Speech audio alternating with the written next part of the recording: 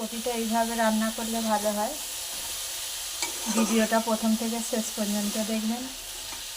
রেসিপিটা ভালো লাগলে চ্যানেলটাকে সাবস্ক্রাইব করে রাখবেন, আর ভালো লাগলে একটা লাইক, শেয়ার, কমেন্ট করবেন। কপিগুলোকে অল্প ভাবিয়ে নেব। তেলের মধ্যে হলুদ গুঁড়ো দেবো, কপিগুলো ঢেলে দেবো। কপিগুলো ভাজি হয়ে গেছে, লাবিয়ে নেব। আদা রসুনের পেস্ট দেবো, লবণ দেবো, হলুদের গুঁড়ো দেবো, লঙ্কার গুঁড়ো দেবো, ধনের গুঁড়ো দেবো, অল্প কাশ্মীরি লঙ্কার গুঁড়ো দেবো, কুচি দেবো। মশলাটা কষা হয়ে গেছে, কপিগুলো ঢেলে দেবো। এই কপি এইভাবে রান্না করলে খেতে খুব ভালো লাগে। জল দিয়ে দেবো, অল্প জল দেবো। কপি রান্নার মধ্যে একটা ডিম দেবো, তেলের উপর অল্প লঙ্কার গুঁড়ো দেবো, অল্প লবণ ছড়িয়ে দেবো।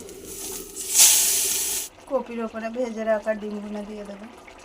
ডিমগুলো দেওয়ার পরে রান্নার স্বাদ আরও বেড়ে যাবে। এই রান্নাটা রেডি হয়ে গেল।